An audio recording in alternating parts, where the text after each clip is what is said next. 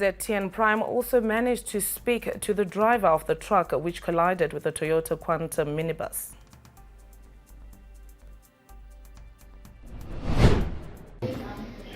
Lamina mashlupu leba kupi.